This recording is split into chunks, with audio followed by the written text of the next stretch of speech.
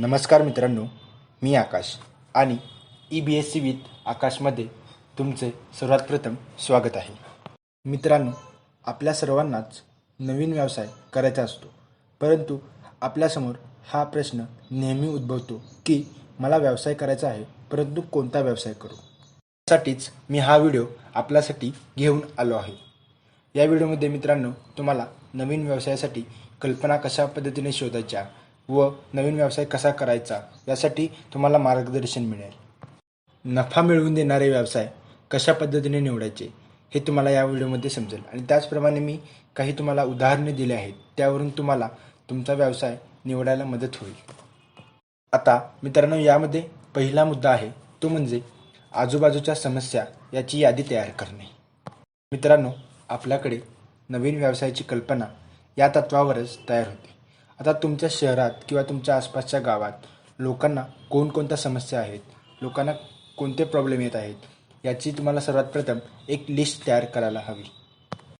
त्यानंतर शांतपणे विचार करून तुम्ही तुमच्या आसपासच्या लोकांच्या कोणत्या समस्या सोडवू शकता आणि त्याचप्रमाणे तुमच्याकडून समाजसेवाही होईल आणि त्याचप्रमाणे तुमचा नवीन व्यवसायही निर्माण होऊ शकतो.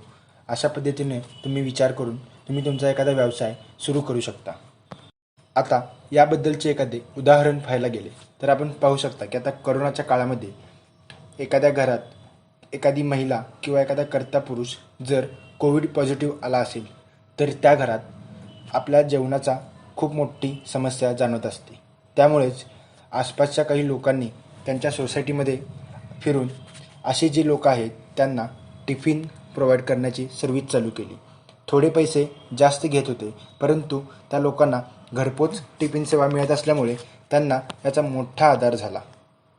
अशाच पद्धतीने तुम्ही तुमच्या आसपास ज्या काही शंका आहेत, ज्या काही लोकांच्या समस्या आहेत याच्यावर तुम्ही उपाय काढून तुम्ही तुमचा व्यवसाय यामध्ये सुरू करू शकता. त्यानंतर दुसरा आणि महत्त्वाचा मुद्दा आहे तो म्हणजे हे शक्य आहे का.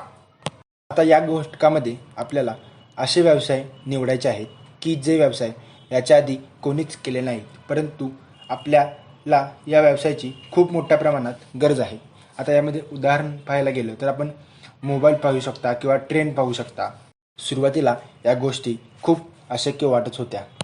ही पद्धत थोडीशी अवघड आहे, यामध्ये तुम्हाला प्रचंड मेहनत घ्यावी लागते, पण यातून तयार झालेला व्यवसाय हा तुमच्या भावी पिढीला प्रेरणादायी ठरू शकतो असे म्हणायला काहीच हरकत नाही. त्यानंतर तिसरा आणि शेवटचा मुद्दा असा आहे तो म्हणजे चालू व्यवसाय अजून चांगल्या पद्धतीने कसे चालवता येईल याचा विचार करणे. अनेक लोकांना असे वाटते की आपल्या व्यवसायात या जगभरात खूप मोठ्या आपल्याला स्पर्धक आणि प्रतिस्पर्धक निर्माण झालेले आहेत, त्यामुळे आपला व्यवसाय चालणार नाही. परंतु मित्रांनो, ही गोष्ट अशी नसते.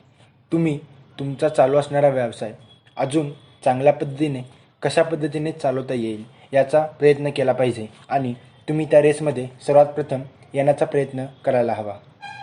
आता याबद्दल एक उदाहरण द्यायचे म्हणले तर व्हॉट्सअप हे आपल्याला सर्वांना माहीत आहे आणि जगभरात सर्वात प्रसिद्ध असे एक सोशल मीडियावरचे प्लॅटफॉर्म आहे हे आपल्याला माहीत आहे. व्हॉट्सअपला टक्कर देण्यासाठी कोणी प्रतिस्पर्धी निर्माण होईल हे आपल्याला वाटत नव्हते, परंतु व्हॉट्सअपमध्ये काही प्रायव्हसी पॉलिसीच्या त्रुटी निर्माण झाल्या होत्या.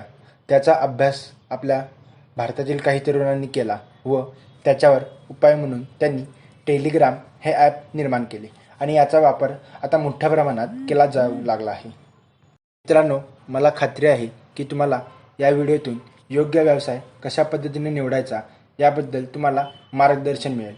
मित्रांनो, अजून तुम्हाला व्यवसायासंदर्भात अजून कोणकोणते व्हिडिओ पाहिजे आहेत ते आम्हाला कमेंट बॉक्समध्ये सांगा.